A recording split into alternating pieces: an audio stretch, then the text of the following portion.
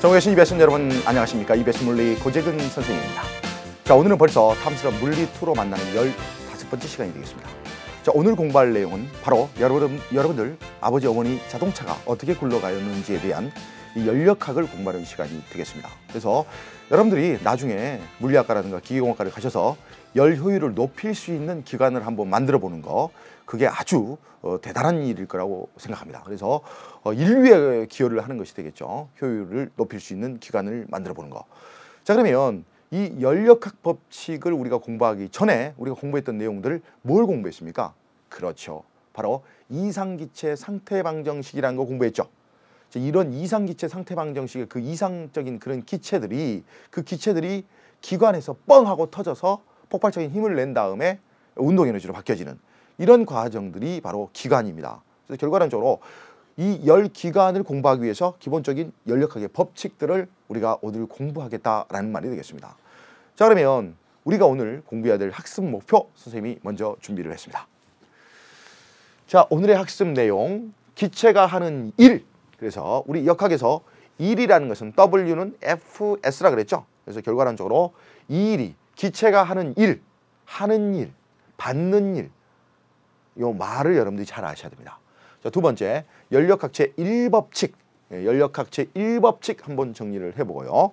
그 다음에 연력학의 과정, 정적, 등압, 등온, 단열 이런 과정들을 한번 분석을 해드립니다. 자, 그 다음에 열기관과 스털링 엔진, 내연기관과 외연기관의 바로 대표적인 것들을 한번 선생님과 함께 다뤄보는 시간이 되겠습니다. 그래서 여러분들이 이제 컴퓨터 같은 경우에 그 팬 소음을 줄이기 위해서 결과론적으로 차가운 물을 가지고 돌려가지고 아주 팬 돌아가는 소리도 전혀 나지 않게 하는 그런 CPU를 냉각시켜주는 그런 장치가 있죠. 마찬가지로 CPU가 굉장히 뜨거운데 그 뜨거움을 차가움의 차이와 이용해가지고 어떤 기관을 돌리는 스털링 엔진이 있는데 이 스털링 엔진도 한번 다뤄보도록 하겠습니다. 자, 그다음에 연력학 제2법칙 다뤄줍니다. 어떤 에너지의 방향성, 흐름성, 엔트로피 이런 거 다뤄주는 시간이 되겠습니다. 그래서 기본적으로 우리가 논술에도 굉장히 많이 나오는 그런 내용들이 되니까 결국 여러분들이 반드시 저 개념들을 숙지하셔야 될 것 같습니다. 자, 그러면 첫 번째 개념부터 달려가도록 하겠습니다. 기체가 하는 일이 되겠습니다. 자, 그러면 기체가 일을 했다라는 거, 기체가 일을 했다는 것은 어떤 상태일 때 일을 한 것인지 한번 다뤄보도록 하겠습니다. 자, 그러면 선생님이 준비한 자료를 보시면서 함께 살펴보도록 하죠. 자, 좋습니다. 기체가 한 일. 여기 안에 그렇죠. 이상기체가 들어있어요. 이상기체가 들어있는데 이 이상기체가 결과론적으로 일을 하게 된다는 것이죠. 그래서 기체가 하는 일을 우리가 한번 공부해 보도록 하자는 것이죠. 자, 그러면 기체가 하는 일을 어떻게 정의를 할 것인가? 여러분들 역학 시간에 배웠던 W는 FS를 가지고 오시면 됩니다. 그래서 선생님 여기다 한번 판서를 해볼게요. W는 FS가 역학 시간에 일이라 그랬어요. 힘의 방향으로 물체가 이동해야 된다 그랬어요. 그래서 물리 공부하는데 힘이 하나도 안 든다. 그 일이 아니라는 거죠. 물론 과학에서 말하는 공부는 일이 아닙니다. 선생님 추상적인 의미를 담고 있는데 FS, 힘과 이동거리가 있어야지만이 이 일을 한다 이거죠. 그럼 그걸 그대로 여기에 적용시키자는 것이죠. 기체가 한 일은 어떻게 될까요? 라는 건데 먼저 이 F 자리에 선생님이 이렇게 한번 써볼까요? 저번 시간에 우리 내용 정리를 하면서 압력이라는 것은 단위 면적당 작용한 힘이라 그랬어요. 그러면 긴장 푸시고 F 대신에 지그작으로 곱하면 PS가 됩니다. 자, 그러면 그대로 썼나 볼까요? F 곱하기 S라 그랬는데 S 대신에 길이니까 델타 L이라고 써준 거예요. 이게 S에 해당하는 거예요. 그럼 이게 힘에 해당하는 거예요. 그 다음에 이 F에 해당하는 것이 P 곱하기 S인데 선생님이 여기 헷갈리니까 A라고 써볼게요. 단위 면적당 작용한 힘. 그래서 결국 F 대신에 PA를 쓰겠다는 거죠. PA 썼죠. PA 썼고 그 다음에 델타 L. 자, 그러면 요 면적에다가 길을 곱해주면 이게 부피가 되죠. 그래서 P 델타 V. 게임 끝. 그래서 앞으로 우리 기체가 하는 일은 P 델타 V. 자, 보세요. 압력 P가 있으면서 델타 V. 이렇게 부피가 변해야 돼. 부피가. 이게 플러스가 되면 에브리바디 이게 플러스가 되면 요 일을 한다. 플러스가 아니라 마이너스. 여기 수축 일을 한 게 아니라 받았다. 기체가 E를 받았다. 그래서 여러분들이 물리 문제 풀다가 갑자기 막 국어 개념이 헷갈려가지고 문제를 못 풀면 안 되겠습니다. 그래서 델타 V가 플러스가 되면 E를 기체가 했다. 마이너스면 E를 받았다. 이렇게 생각하시면 됩니다. 그래서 고재근 선생님이 말한 내용이 깔끔하게 이렇게 정리가 되어 있습니다. 선생님, W가 0보다 크면요 E를 하였다. 기체가 외부에 E를 하였다. W가 마이너스면 E를 받았다. 나 E를 받았다. 기체가 E를 받았다. 이렇게 표현해 준다 이거죠. 그래서 우리가 나중에 이제 이 다음 강좌에 문제풀이 할 때 여러분들이 E를 하였다 했는지 받았다 했는지 델타 V가 플러스인지 마이너스인지 구별을 해 주셔야 된다는 것이죠. 자료 넘어갑니다. 자, 키포인트 정리합니다. 자, 우리가 어떤 기체가 일을 했다고 하는 것은 바로 이렇게 표현된다. 일이라는 것은 W는 P 델타 V다. P 델타 V다. 그리고 잘 보세요. 우리가 V에서 이렇게 요 압력하고 부피가 이렇게 있는데 압력하고 부피가 있는데 요 면적이 P 델타 V 요 면적이 의미하는 게 바로 뭐가 됩니까? 일이 된다. P 델타 V. 그래서 결과론적으로 아하 선생님 압력과 델타 V 요것이 의미하는 거 면적이 의미하는 것이 일이 된다라는 것이죠. 자, 그렇기 때문에 만약에 시험에 P1에서 P2로 갔다 일을 했습니까 안 했습니까? 자, 보세요. P 델타 V에서 델타 V가 0이 일 안 했어요. 그래서 결과론적으로 아하 선생님 면적이라 그랬으니까 이건 직선이잖아요. 이렇게 뭘 한 바퀴 돌아야 되는 이런 상황을 여러분들이 생각해 주시면 되겠습니다. 자, 그러면 이제 선생님이 준비한 두 번째 내용으로 갑니다. 연력학의 제1법칙이 되겠습니다. 자, 적어도 우리가 연력학 1법칙과 2법칙을 확실히 몸으로 구별을 해줘야 됩니다. 자, 그러면 연력학 1법칙이 무엇인지 한번 선생님이 생각을 해보도록 하겠습니다.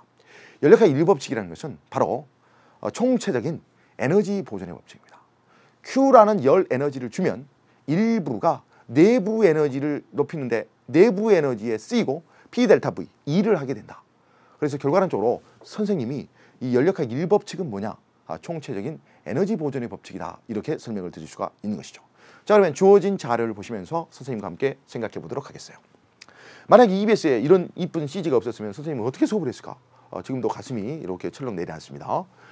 연력학 제1법칙, 열 에너지와 역학적 에너지를 포함한 총체적인 2013년 총체적인 역학적 에너지 보존의 법칙과 열 에너지를 포함한 총체적인 에너지 보존의 법칙이다라는 거죠. 선생님 더 쉽게 설명해 줄게요. 자, 그러면 고정된 용기에다가 이렇게 열을 가하게 되면 기체 분자가 활발해집니다. 자, 그런데 오른쪽 상황을 한번 생각해 보세요. 피스톤이 있는 경우에는 열 운동이 기체 분자 운동이 활발해져요. 2분의 3 KT 운동이 활발해져요. 그래서 압력이 커져버려요. 그래서 결과론적으로 이거 밀어버려요. 그러면 중요한 것은 무엇이냐? 보세요. 선생님, 내가 여기다 뭘 줬어요? Q를 줬어요. Q. 열 에너지를 줬네요. 그 다음에 우리 열심히 공부했죠. 기체 분자가 자기가 갖고 있는 자체 에너지, 내부 에너지를 높이는 데 쓰이고 그 다음에 P 델타 V, 피스톤이 움직였으니까 일을 하게 된다는 거죠. 자, 그래서 긴장 푸시고 자, 보세요. Q는 내부 에너지의 변화량이 쓰이고 일을 하게 된다. 이걸 고정현 선생님이 이쁘게 더 써보도록 하겠습니다. 잘 보세요. 자, 딱 보세요. Q는 뭡니까? CM 델타 T. 내부 에너지의 변화량은 2분의 3 NRT. NR 델타 T라고 써야 되겠죠. NR이 일정하니까, 변화량이니까. 그 다음에 이거 보세요. 이름 방금 전에 배웠어요. P 델타 V. 그래서 앞으로 여러분들이 이렇게까지 써주셔야지만이 연력학 1법칙을 포함한 거예요. 보세요. 감독님. 그렇죠. 우리 감독님이 방금 전에 시멘트 말씀하셨어요. 시멘트. 저번 녹화 때 들어오셨는데 Q는 있고 시멘트, C암탁, C마트 이렇게 물리 공부하지 마라 그랬죠. 1kg을 1도씨 높이는데 필요한 열량이 B열 C라면 Mkg을 델타 T도씨만큼 높이는데 필요한 열량이 CM 델타 T다. 그러면 일부가 내부 에너지에 쓰이고 일을 하게 된다. 그래서 우리 EBS 감독님들은 올해 전부 수능을 치르셔야 될 것 같습니다. 자, 긴장 푸시고 이게 바로 연력학 1법칙이다. Q는 델타 U 플러스 W, Q는 델타 U 플러스 W, W 아시겠죠? 그래서 총체적인 에너지 보존의 법칙이다라는 것이죠. 자, 그러니까 보세요. 이런 기관을 한번 생각해 보세요. 항상 선생님이 물리 시간에 가끔 철학적인 비유를 쓰니까 비논리적이라고 생각할지도 모르는데 예를 드린 거예요. 예를. 자, 보세요. 밥을 안 먹었는데 일을 못해요. 그죠? 자동차에다가 휘발유를 넣지 않았는데 일을 할 수 없어요. 그런 기관이 있어요. 상상의 기관. 그게 바로 일종 연구기관이에요. 그래서 일종 연구기관은 사실은 연력학 1법칙에 의거해서 없다라는 게 답이에요. 일을 하려면 뭘 줘야 된다는 거죠. 열 에너지의 공급이 있어야지 일을 한다 이거죠. 밥을 안 줬는데 그냥 아침밥 굶지 마라 이거죠. 밥을 안 줬는데 일을 한다 그런 건 없다라는 거죠. 그런 기관이 있으면 좋겠죠. 일정 연구 기관이. 그런 건 없다라는 것이죠. 그래서 선생님이 뭐 물리 공부하는 카페에 가입을 했는데 거기에 이렇게 그 질문이 딱 올라오더라고요. 뭐라고 그러냐면 일정 연구 기관이라든가 이종 연구 기관이 있다고 생각한 사람 들어오지 말라는 거지. 그래서 중요한 것은 물리적인 논쟁만 하자라는 것이지 이미 다 이게 검증되어 있는 거 갖고 싸우지 말자. 그런 카페 가입 절차에 그런 것이 있더라는 거죠. 그래서 가장 중요한 것은 물리를 공부하는 여러분들은 일종 연구기라는 것은 연력학 1법칙에 의거해서 있을 수 없다. Q라는 걸 줘야지만이 일을 한다라는 것이죠. 그래서 총체적인 에너지 보존의 법칙을 의미하고 있다라는 것을 여러분들이 반드시 기억해 주시기 바랍니다. 자, 자료 넘어갑니다. 자, 그러면 결국 연력학 1법칙의 과정을 한번 쭉 이렇게 살펴볼 수가 있는데 먼저 압력이 일정한 경우다. 압력이 일정한 경우다. 자, 그러면 압력이 일정한 경우는 P 델타 V에서 우리가 P 델타 V에서 E를 만약에 구해본다. 그러면 V2 빼기 V1 그래서 이렇게 델타 V 이만큼 변했다 그 말이죠. 자, 그 다음에 이게 바로 뭐냐면 온도가 일정한 경우를 나타내고 있는데 선생님이 요거 바로 PV는 뭐라 그랬습니까? 그렇죠. NRT 잘하셨어요. 자, 그러니까 결국 P하고 V를 곱한 것이 NR이 일정하니까 T가 그렇지 등온이 된다는 거죠. 그럼 선생님이 하고 싶은 말은 이거 뭡니까? 요게 면적이 의미하는 것이 1이다라는 것을 보여주고 있어요. 면적이 의미하는 것이 1이다라는 거죠. 자, 그 다음에 한 바퀴 도는 과정, 이 순환 과정 A, B, C, D 요 면적이 의미하는 것이 바로 1이다라는 것을 보여주고 있습니다. 그래서 결과론적으로 우리가 연력학 1법칙에서 2를 한다 그 말이죠. Q를 주면 2를 하는 과정을 지금 살펴보고 있는 것입니다. 자료 한번 넘겨보도록 하겠습니다. 키포인트. 선생님, 앞으로 어떤 분이 연력학 1법칙이 무엇이냐고 물으면 저는 이렇게 답하고 싶어요. 어떤 열 에너지를 공급해주면 일부가 내부 에너지에 쓰이고 일부가 일을 하게 됩니다.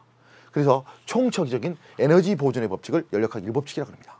참고로 일종 연구기관이라는 것은 있을 수 없습니다. 왜냐하면 Q를 공급하지 않았는데 W가 있을 수가 없다는 것이죠. 그래서 이게 온 우주 만물, 천하 만물이 사람이든 뭐 전부 적용되는 거죠. Q는 일정한 내부 에너지 잡아먹고 그 다음에 나머지 일을 하게 되는 거예요. 자, 숫자로 써볼게요. 선생님 여기 100. 자, 여기 얼마? 70. 여기 얼마? 30. 이게 에너지 보존 법칙 아닙니까? 자, 100 줬는데 고작 2라는 거 30밖에 안 됐어요. 그래서 여러분들이 결과론적으로 연력학 1법칙이 무엇이냐고 다시 묻는다면 에너지 보존의 법칙이다. 이렇게 말씀을 해주시면 되겠습니다. 자, 그러면 이제 연력학 결국 열 에너지를 공급했을 때의 자동차의 그 엔진 기관, 내연기관, 유외연기관의 그 과정들을 우리가 이제 살펴볼 건데 연력학의 과정들을 하나씩 따져보도록 하겠습니다. 연력학 1법칙에 근거해가지고 여러분들 선생님과 함께 따져봅니다. 자, 그러면 주어진 자료를 선생님과 함께 보시면서 생각을 해보도록 하겠습니다. 자, 긴장 푸시고 요 연력학의 과정이 이렇게 쭉 나와 있는데 첫 번째 등온 과정부터 한번 선생님이 다뤄보려고 그래요. 그래서 여러분들 교재대로 합니다. 등온 과정, 온도가 일정한 과정을 등온 과정이라고 하죠. 그래서 결국 선생님 PV는 NRT에서 무조건 생각해 보세요. 바로 등온 과정이 되려면 온도가 일정해야 되니까 P하고 V를 곱한 값이 일정하게 돼야 됩니다. 그렇죠. 그래서 결과론적으로 여기 PV를 곱한 값과 여기 PV를 곱한 값이 같아요. 그것이 바로 등온 과정이에요. 그래서 결과론적으로 등온 과정은 바로 이 그래프를 따라서 내려가는 과정이 되겠습니다. 됐습니까? 자, 그래서 온도를 일정하게 유지하고 압력과 부피를 변화시킨다. 압력과 부피는 변하지만 압력과 부피의 곱은 일정한 거라는 거죠. 왜? 등온 과정이니까. 그래서 결론적으로 이 그래프를 따라가는 거 등온 과정이 되겠습니다. 자, 그러면 선생님이 여러분들이 이해를 돕기 위해서 한번 이 그림을 보도록 하겠습니다. 선생님이 식을 Q라고 한번 써보고요. 델타 U라고 한번 써보고 W라고 써볼게요. 자, 그러면 선생님 등원 과정이니까 2분의 3 NR 델타 T. 2분의 선생님 친절하니까 써줄게요. 2분의 3 NR 델타 T. P 델타 V. 근데 항상 델타 U 쓰면 여러분들 델타 U 쓰면 머릿속에 2분의 3 NR 델타 T. 델타 U 쓰면 2분의 3 NR 델타 T. 그게 생각이 나야 된다는 거죠. 자, 그래서 등원 과정이기 때문에 델타 T 0 되죠. 이게 없다는 거죠. 좀 굉장히 좋죠. 보세요. Q를 줬는데 전부 W가 돼버려요. 오호. 그래서 선생님이 한 말을 맞는지 틀린지 총체적으로 정리를 해보겠습니다. Q는 내부 에너지와 1로 된다. 내부 에너지의 변화량이 0이다. 그러니까 Q가 W가 된다. 완전 좋다. Q를 줬는데 전부 일하는 데 쓰여본다. 이 과정이 바로 등원 과정이 되겠습니다. 이해되겠죠? 자, 그러면 등원 과정이 끝났으니까 그 다음 과정으로 한번 넘어가 보도록 하겠습니다. 등적 과정입니다. 등적 과정. 자, 그러면 등적. 그죠. 가장 중요한 것은 등적. 뭐가 같냐 이거죠. 뭐가 같냐. 부피가 같다 이거죠. 그죠?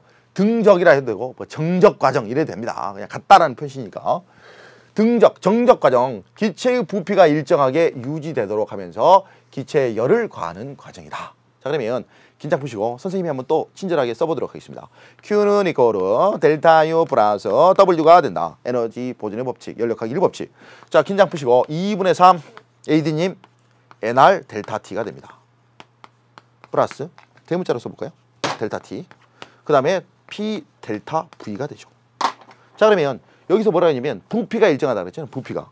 그러면 P 델타 V에서 이거 0이네. 이거 0이네.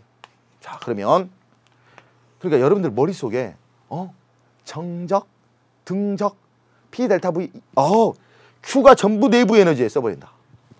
맞는지 정리해 볼까요?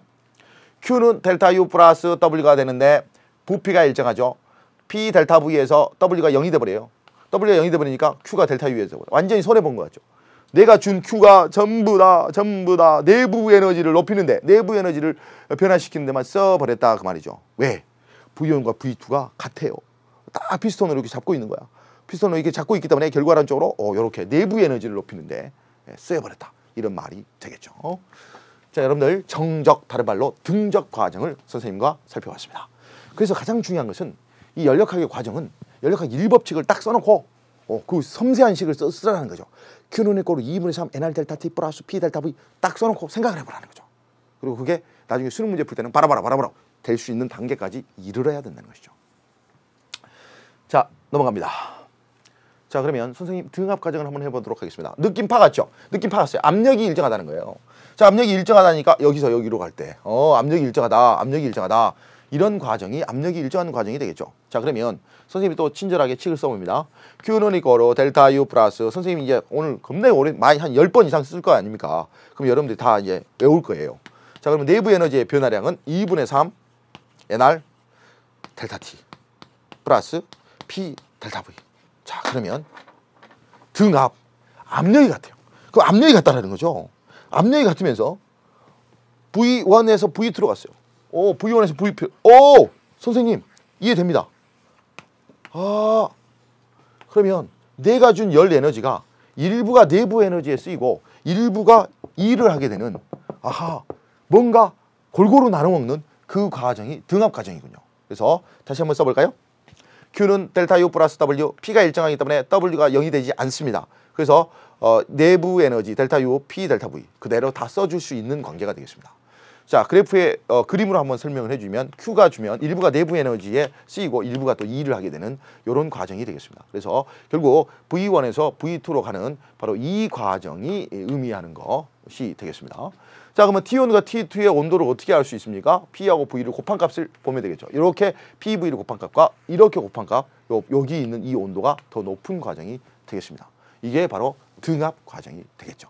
그래서 여러분들이 이런 과정들이 왜 공부가 되어져야 되냐면 이런 과정들을 조합해가지고 결과론적으로 열기간에 한 사이클이 만들어지는 거예요. 그래서 여러분들이 반드시 기억해 주시고 자, 이제 넘어갑니다. 자, 이제 이건 두 가지로 나눠볼게요. 선생님 보세요. 단열 과정이에요. 단열. 자, 그러면 긴장 푸시고 실린더에다가 열을 안 줘요. Q가 0이에요. 그러면 고정현 선생님이 여기다 써볼게요. Q는 델타 U 플러스 W. 자, 그런데 잘 보세요. Q가 0이래. 0. 0. 그러면 델타 U는 2분의 3 NR 델타 T. 자, P 델타 V. 자, 그러면 딱 보세요. 자, 보세요. 선생님, Q가 0이니까요. 이제 P 델타 V를 먼저 볼게요. 델타 V가, 잘 보세요. 델타 V가 부피가 플러스면 이거 넘어가면 뭐가 됩니까? 마이너스가 돼요. 그래서 이렇게 쓸 수가 있어요. 델타 V가 0보다 크면요. 온도가 있잖아요. 내려간다요. 자, 이해되죠? 그 다음에 만약에 델타 V가 이게 0보다 작아요. 이게 마이너스예요. 마이너스. 이건 플러스면 이게 마이너스고, 이게 마이너스면 이게 뭐가 되겠어요? T가 플러스가 돼요. 선생님 뭔 말인지 잘 모르겠다고요? 지금부터 설명해 줄게요. 잘 보세요. 이게 보세요. 단열 팽창이잖아요.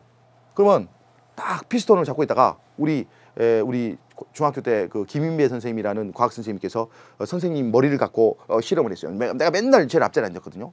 근데 어떻게 그런 실험을 하셨는지 모르겠어요. 그냥 그렇게 막 그렇게 생각하고 그렇게 하라 그랬어요. 선생님 머리를 잡고 팍 잡아당긴다는 거죠. 단열 팽창. 그다음 선생님 머리를 갖고 팍 누른다는 거죠. 그러면서 선생님이 이렇게 말씀하시더라고요.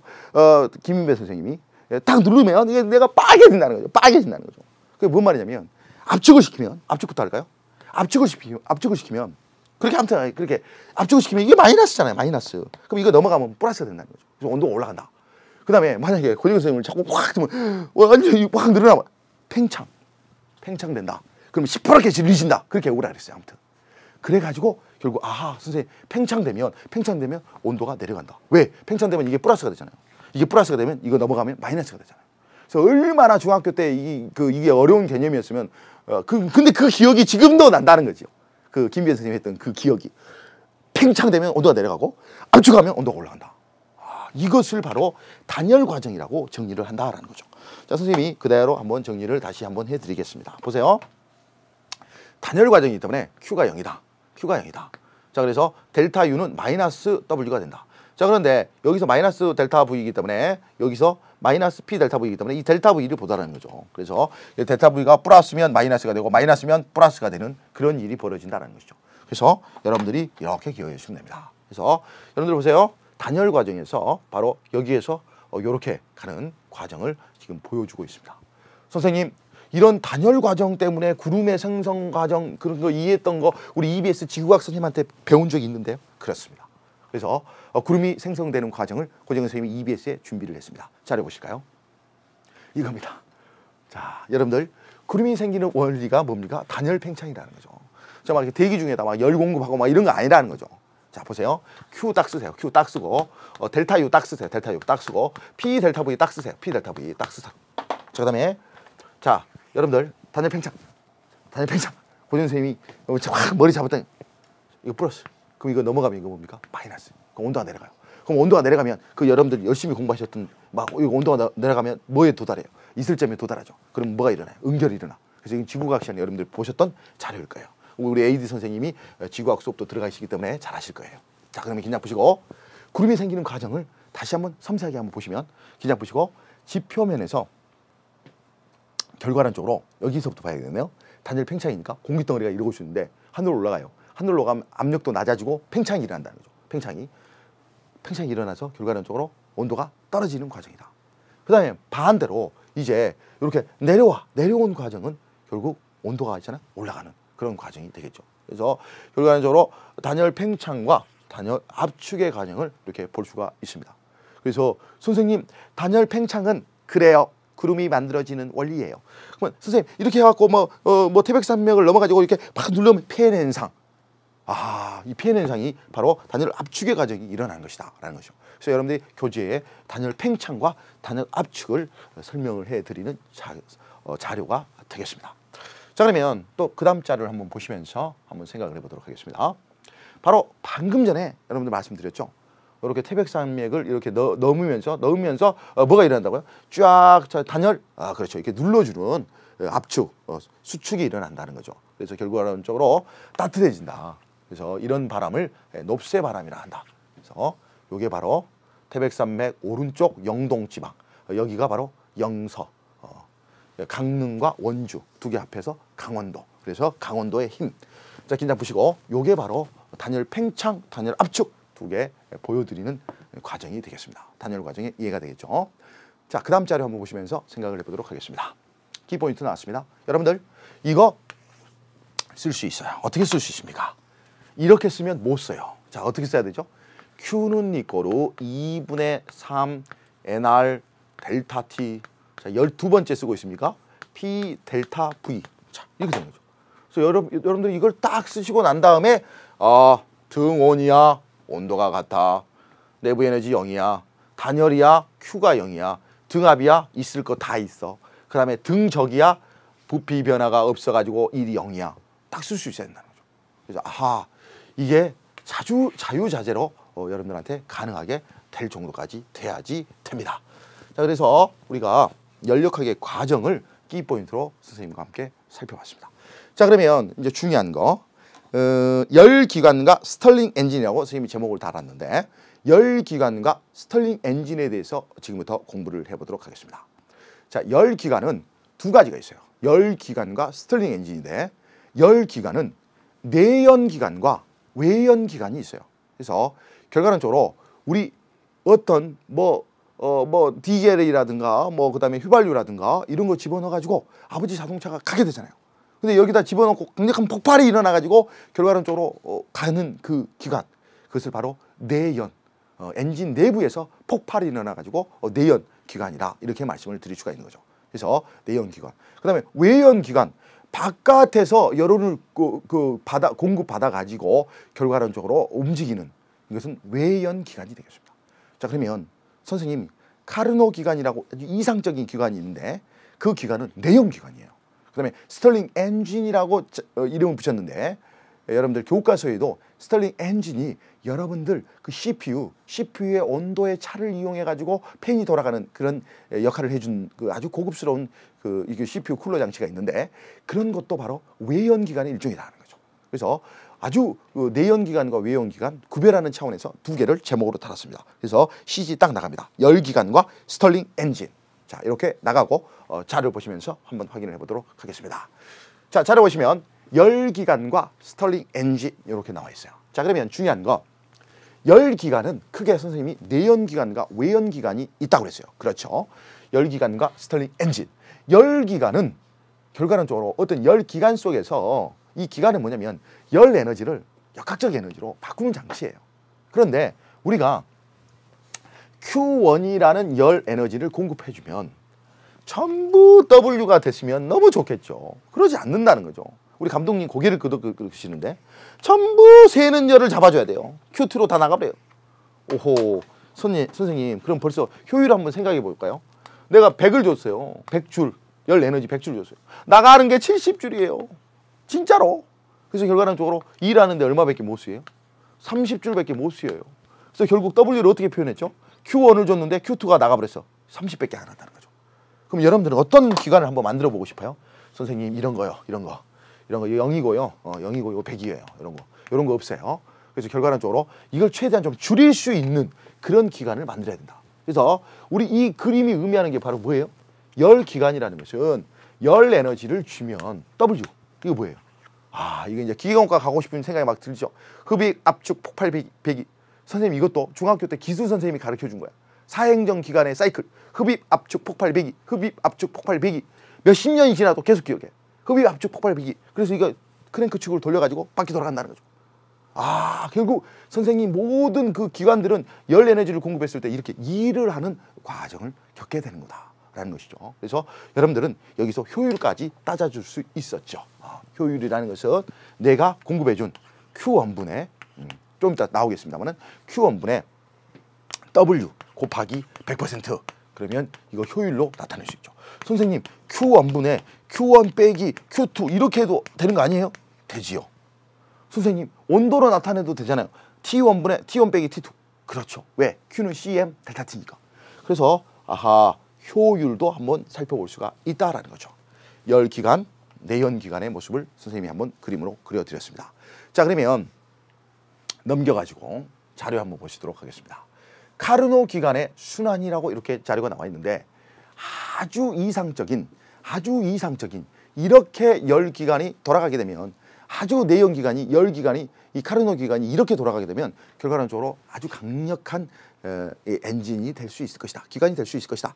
그래서 아주 이상적인 이 과정을 보여주고 있습니다. 그래서 여러분들 A에서 B까지 쭉 이렇게 Q1이 이렇게 와서 B에서 C까지 쭉 이렇게 진행을 하다가 그 다음에 C에서 D로 간 다음에 D에서 다시 A로 가는 한 바퀴 이렇게 순환하는 과정. 그래서 A, B, C, D, A, B, C, D의 이 과정을 물론 이제 D부터 출발하고 이 과정이 이렇게 한 바퀴 도는 이 과정이 결과론적으로 카르노 기관의 순환을 의미한다. 의미가 있는 것이 말이죠. 요 면적이 의미하는 것이 바로 1이 됩니다. 그래서 선생님이 자료를 한번 여러분들한테 보여드리도록 하겠어요. 그래서 선생님이 이 과정을 선생님이 프레시 자료 선생님이 2010년부터 미국에서 직수입해가지고 선생님이 저작권의 문제를 해결하고 여러분들한테 보여드리는 자료가 되겠습니다. 그래서 프레시 자료를 한번 보시면서 정말 어떤 순서대로 과정이 일어나는지 이제 제대로 한번 보자는 것이죠. 자, 그러면 긴장 푸시고 선생님이 이거 사이클 이렇게 체크해 드릴 거예요. 사이클 체크해 드리고 자, 사이클을 체크해 드리고 그다음에 프레이 버튼을 눌러 보세요. 그러면 선생님이 아까 말한 이 내연기관 여기서 흡입 압축 뻥 폭발 선생님 깜짝 놀라셨죠? 배기 구멍으로 나가는 거죠. 그래서 우리 감독님 유심히 보시는데 흡입 그다음에 이제 압축 눌러 뻥 폭발 그다음에 밭으로 배기. 자, 그러면 이제 여러분들은 이걸 보시지 말고 오른쪽을 보세요. 자, 오른쪽하고 왼쪽을 같이 보셔야 돼요. 자, 쭉 이렇게 압축 여기서 폭발이 일어납니다. 이렇게 배기. 그래서 결과론적으로 과정을 한번 보세요. 쭉 이렇게 가서 올라가서 요렇게. 그래서 선생님이 하고 싶은 말은 요 W다 이거죠. 이게 요 면적이 의미하는 것이 바로 W가 된다. 그래서 이 왼쪽에 진짜의 그 작용을 이 오른쪽에서 그래프로 이렇게 표현을 해주고 소리는 선생님 입으로 냈습니다. 뻥! 이렇게. 그래서 이게 결과론적으로 이상적인 열기관, 카르노 기관의 순환을 보여드리는 것이 되겠죠. 자, 그러면 또 그 다음 자료를 보시면서 자료를 한번 정리해 보도록 하겠습니다. 자, 이제 선생님이 여러분들 이제 교과서 이제 개정 교육과정 물리 2 교과서에 여러분들은 이런 그림을 보셨을 거예요. 그래서 스털링 엔진이라는 것이 있는데 이 스털링 엔진은 바로 외연기관입니다. 외연기관. 그래서 가장 중요한 것은 고열원에 하나 어떤 물체가 접촉이 돼 있어야 되고 그 다음에 저열원에 접촉이 돼 있어야 돼요. 그러면 열은 고온에서 저온으로 이렇게 흐르게 돼 있죠. 그러면 고열원과 저열원의 차이를 이용해 가지고 그 열 에너지의 차이를 이용해 가지고 결과론적으로 역학적 에너지를 얻어내는 거죠. 그래서 결국 이상기체가 들어있어요. 이 기체가 들어있어요. 기체가 들어있는데 중요한 것은 이 바깥에서 열온의 차이를 이용해 가지고 과정이 벌어지는 것이다 라는 것이죠.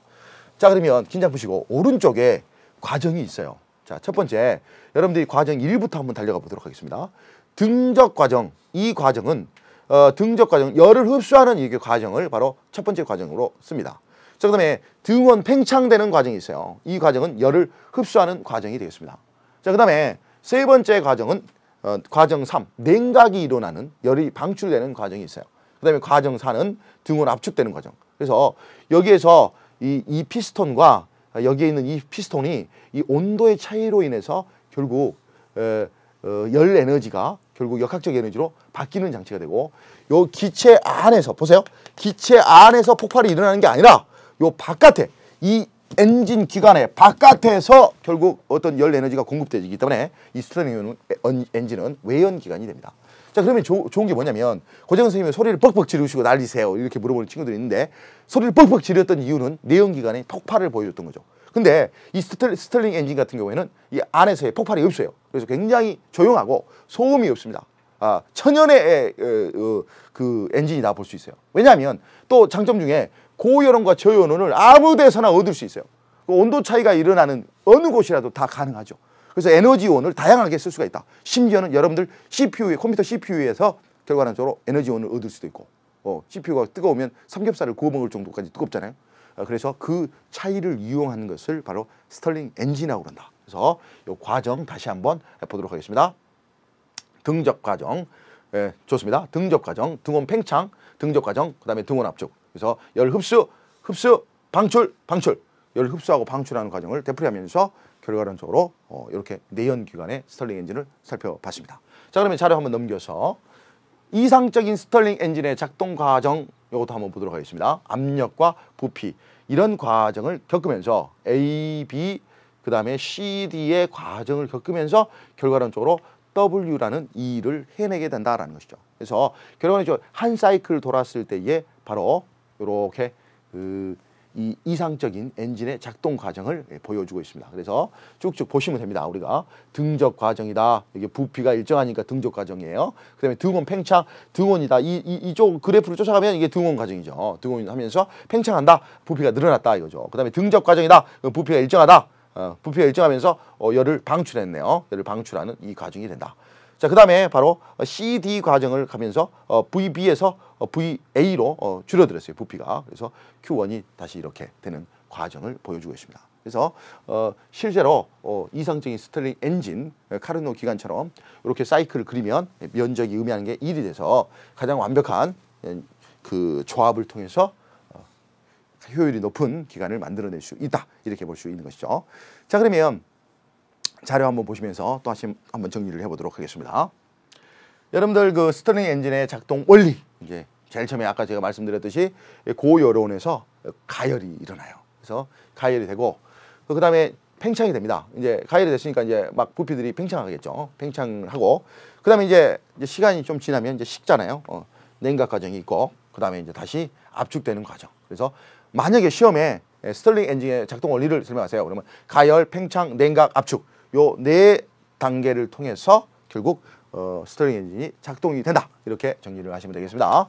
자, 넘겨주시기 바랍니다. 자, 총정리 한번 해볼까요? 내연기관은 뭡니까? 기관 내에서 연료를 뻥 태워가지고 발생하는 것이다. 그래서 여러분 자동차는 아버지, 어머님 자동차, 가솔린 자동차 이거 휘발유입니다. 휘발유. 그 다음에 디젤, 경유 이런 자동차, 트럭 같은 거. 그래서 요즘 이런 것들 바로 내연기관입니다. 시끄럽다 이거죠. 자, 근데 외연기관은 기관 이외의 다른 장소에서 연료를 직접 연소시켜 가지고 그 열 에너지를 이렇게 전달해 주는 거죠. 그래서 증기기관, 제임스 와트의 증기기관, 그리고 스털링 엔진. 그래서 스털링 엔진을 선생님 외연기관의 대표적인 것으로 소개를 해드렸습니다. 자, 그러면 만약에 학교 내신에 스털링 엔진은 장점이 무엇입니까? 라고 말한다면 바로 조용하다. 조용하다. 왜 폭발이 일어나지 않습니까? 이 스털링 엔진은 아까 들어있던 그 기체는 수소나 헬륨 따위가 이게 들어 있습니다. 열을 받으면 부피가 늘어나는 이 수소나 헬륨 따위의 기체를 집어넣고 가열을 시켜가지고 팽창하는 힘을 이용해가지고 열을 하는 엔진이다. 이렇게 정의를 할 수가 있죠. 자, 수소나 헬륨 집어넣고 계속 그거를 다시 쓰게 되는 거죠. 스털링 엔진의 이용 보시면 자동차 엔진, 선박, 유전지대, 다이얼로 기관, 우주 항공용, 컴퓨터의 냉각팬. 여러분들 딱 생각나는 것은 컴퓨터 냉각팬. 왜냐하면 여러분 교과서 자료에 컴퓨터 냉각팬이 나와 있어요. 그래서 이런 다양한 데에 이용할 수 있는 엔진이 스털링 엔진이다. 이렇게 정의를 내리시면 되겠습니다. 자, 여기까지 왔습니다. 자, 그 다음에 이제 여러분들이 기억해야 될 것이 연력학 제2법칙으로 갑니다. 연력학 2법칙 겁나게 중요합니다. 연력학 1법칙은 뭡니까? 에너지 보존의 법칙이에요. 그러면 연력학 2법칙은 뭡니까? 그렇죠. 에너지의 방향성, 흐름성을 보여주고 있는 겁니다. 자, 그러면 먼저 여러분들이 가역 현상과 비가역 현상이 무엇인지 구별할 수 있어야 돼요. 고재근 선생님이 다시 젊어질 수 있을까요? 그렇게 될 수가 없다는 것이죠. 뭐 30만 원짜리 마사지 10회 이용권 그런 거 사용한다고 해서 젊어지지 않는다는 거죠. 방향성을 가지고 있어요. 그런데 이런 현상 비가역 현상이라는 거죠. 뒤로 돌릴 수가 없다라는 거죠. 방향성을 갖고 있다. 뒤로 돌릴 수가 없다라는 것이죠. 여러분들 이따 그림자를 보여드리겠습니다만은 실제로 EBS에서 실험을 했어야 되는데 물 갖고 와가지고 잉크 하나 떨어뜨려. 환경 오염됩니다. 그거 막 퍼져나간다 이거죠. 그 반대로 다시 되돌릴 수 없어요. 그 다음에 EBS의 최첨단의 이 스튜디오에 카메라 3대가 들어있는데 이 세 대의 그 카메라 가만 놔두면 어떻게 됩니까? 계속 더러워진다는 거죠. 다시 깨끗하게 청소 안 하기 전까지는 그대로 계속 더러워진다는 거죠. 선생님이 말하고 있는 이 대부분의 말들은 전부 비가역 현상이에요. 비가역. 반대로 돌릴 수가 없다는 것이죠. 그래서 여러분들이 젊었을 때 열심히 공부하셔야 되는 겁니다. 자, 그러면 먼저 자료 넘겨가지고 가역 현상과 비가역 현상이 무엇인지부터 확인한 다음에 연력학 2법칙으로 들어갑니다. 엄밀히 말하면 잘 보세요. 우리가 요 A하고 B를 이렇게 왕복 운동 이렇게 하잖아요. 그럼 긴장 푸시고 왕복 운동 하는데 사실은 선생님 이거 가역 현상입니다. 그런데 실제로 공기의 저항이나 마찰이 있기 때문에 영원히 왔다 갔다 하지는 못해요. 근데 여러분들한테 이제 구별을 시켜줘야 될 거 아닙니까? 어떤 게 가역 현상이고 어떤 게 비가역 현상인지 구별을 시켜주기 위해서 우리가 공기의 저항이나 마찰이 없었던 완벽한 이런 진자의 운동은 바로 A, B 왕복 운동하는 것은 이것은 가역 현상이라고 말을 해요. 그러나 엄밀히 말하면 이것도 가역 현상은 아니죠. 시간이 지나면 이제 멈춰버리니까 진짜로는. 자, 오른쪽 보세요. 1기압과 진공이 있어. 코크를 열어버렸어요. 0.5기압, 0.5기압이 되면서 싹 가버렸어요. 그러면 선생님 시간이 흘렀는데 이렇게 돼버렸네요. 그럼 이렇게 돌리고 싶어요. 절대 못 돌려요. 그래서 우리 속담에 엎질러진 물 못 돌린다 이거죠. 그래서 여러분이 생각하는 모든 거, 상상 그 이상, 그 모든 것은 대부분 비가역 현상입니다. 비가역. 그러니까 젊었을 때 공부를 열심히 해야 한다는 거죠. 과거로 돌아갈 수가 없다 그 말이죠. 그러면 가역 현상과 비가역 현상을 왜 말하냐? 에너지의 흐름성, 방향성을 말하려고 하는 거예요. 자, 자료 넘겨주시기 바랍니다. 자, 물체 운동의 비가역 과정. 자, 보세요. 빗면에서 무슨 에너지가 갖고 있어요? 위치 에너지가 있죠.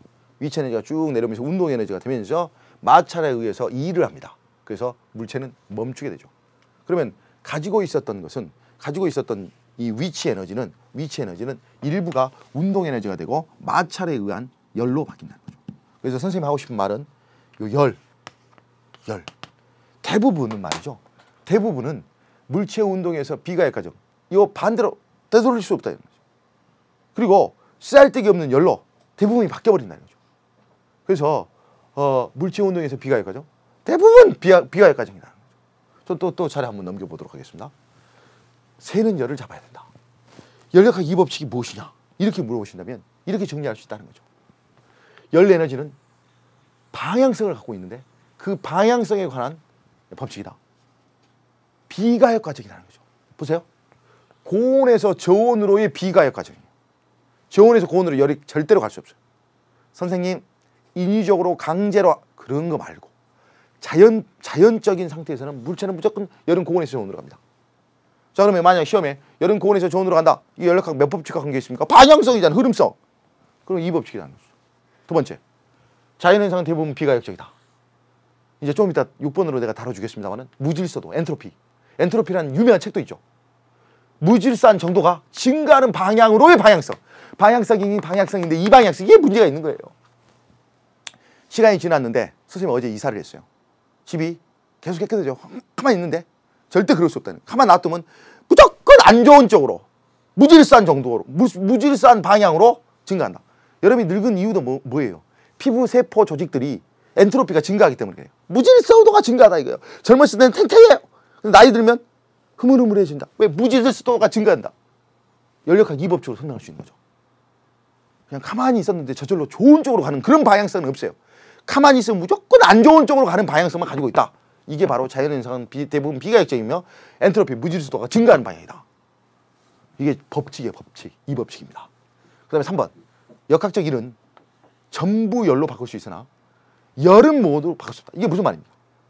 역학적 에너지가 열로 100% 가능해. 근데 Q가 W라고 써야겠어. 이거 100% 불가능하다. 자, 무슨 말이냐면 선생님이 이거 칠판을 100번 문질렀어요.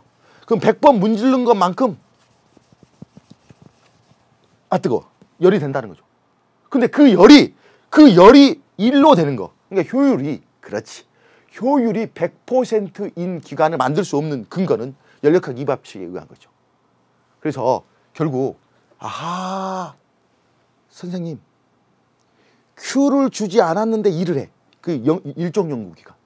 근데 Q는 줬어요. Q 열 에너지를 공급했는데 전부 다 이렇게 돼버려. Q를 줬는데 전부 다 W 100%가 돼버려. 그게 바로 이종 연구기간입니다. 그래서 이종 연구기간이 불가능하다. 이것은 연력학 몇 법칙 강고 있습니까? 2법칙 강고 있다는 거죠. 안 줬는데 일을 해. 그러면 연력학 1법칙. 즉 일정 연구 기간에 위배된다 이거죠. 일정 연구 기간. 그런 기간은 없다. 1법칙에 의해서. 그 다음에 주긴 줬어요. 근데 효율이 100%야. 그런 기간은 없다. 그것은 바로 연력학 2법칙에 의한 것이다. 효율이 100%인 열기관은 결코 만들 수 없다. never. 선생님 오늘부터 연구 들어가려는데요. 절대 할 수 없다는 거죠. 자연의 법칙이다. 쓰잘데기 없는 열내는 다 가버려요. 그래서 자동차 하나 그림 그려놓고 선생님 휘발유 1000원어치 집어넣으면 거기 바퀴 돌리는 대로 400원어치밖에 안 간다는 거죠. 나머지 쓰잘데기 없는 대로 다 가버린다 이거죠. 자료 한번 넘겨볼까요? 연력학 2법칙에 다른 표현들이 있어요. 이런 클라우지우스, 이따 문제 나올 거예요. 클라우지우스, 우주의 총 엔트로피는 감소하지 않으며 외부와 단절된 고립계에서 일어나는 연력학 과정은 엔트로피가 증가하는 방향으로 일어난다. 엔트로피가 증가하는 방향으로 이런 클라우지우스, 이런 사람이 이런 말을 했다는 거죠. 자, 그 다음에 절대온도 T인 연력학적 계에서 델타 Q를 흡수하면 그 계의 엔트로피 S는 이렇게 쓴다라고 표현할 수 있다는 거죠. 자료 넘겨봅니다. 연력학 2법칙의 다른 표현인데 볼츠만은 이렇게 말했다는 거죠. 볼츠만. 자연에 일어나는 변화의 방향은 확률이 높은 방향으로 진행한다. 그래서 확률의 이야기가 나오면 그 사람은 볼츠만이다. 이렇게 정리해 주시면 됩니다. 자료 한번 넘겨봅니다. 키포인트. 연력학 2법칙을 다른 방향으로 표현하면 방향성에 관한 법칙들이다. 하고 이렇게 정리를 할 수가 있습니다. 자, 그러면 마지막으로 6번째 엔트로피가 나와 있는데 이 엔트로피가 뭔지 짚어드리겠습니다. 엔트로피, 무질서도에 관한 겁니다. 자료 한번 넘겨보실까요? 자, 이겁니다. 바로 잉크 이렇게 갖다 놓으면 이렇게 돼버린다는 거죠. 그리고 엔트로피는 무질서한 정도. 근데 무질서한 정도가 증가하는 방향으로의 방향성을 가지면서 진행이 이루어진다라는 것이죠. 자료 한번 또 넘겨볼까요? 엔트로피는 이쁘게 정리하면 열의 이동과 더불어 유효하게 이용할 수 있는 에너지의 감소 정도나 이용하지 않는 에너지의 증가 정도를 나타낸다. 자, 똑같은 말이에요. 유효하게 이용할 수 있는 에너지가 감소해요. 쓰잘데기 있는 에너지는 감소하고 쓰잘데기 없는 에너지만 증가한다라는 것이 바로 엔트로피가 증가한다는 의미예요. 여러분들이 가지고 있는 집에 쓰레기만 갖고 있으면 안 되겠죠. 쓰잘데기 없는 것에 투자를 여러분들이 해서는 안 된다 그 말이죠. 그래서 결국 이 엔트로피는 이렇게 연력학 과정에 참여하는 모든 계를 함께 교류할 때 엔트로피는 절대 감소하지 않고 뭐한다? 증가한다 이거죠. 무질서도가 증가하는 방향으로의 방향성만 가지고 있다. 이렇게 정리하시면 된다라는 거죠. 자, 자료 한번 넘겨서 정리합니다. 엔트로피의 또 다른 해석. 이거 선생님이 특별히 정보의 양으로도 엔트로피를 해석할 수 있다고 교과서에 나와 있죠. 엔트로피는 숨겨진 정보의 양 또는 정보의 부족으로 해석할 수 있다라는 거죠. 엔트로피 무질서도라는 것을 바로 정보로 해석할 수도 있다. 엔트로피가 증가하면 정보가 부족하게 된다. 이렇게 여러분들이 짚어드릴 수가 있습니다. 자, 키포인트 정리하도록 하겠습니다. 엔트로피라는 것은 무질서도를 의미한다. 적어도 우리 연력학을 배우시면 엔트로피가 무슨 의미인지 알아야 된다. 그리고 그 방향성은 엔트로피가 증가하는 방향으로의 방향성을 쥐고 있다라는 것이죠. 그래서 오늘 배웠던 것이 바로 여기까지 정리가 되어집니다. 자, 그러면 다음 시간에 문제풀이로 연력학 문제를 함께하는 시간을 갖도록 하겠습니다. 여러분들 수고하셨습니다. EBS 물리 도재근 선생님입니다.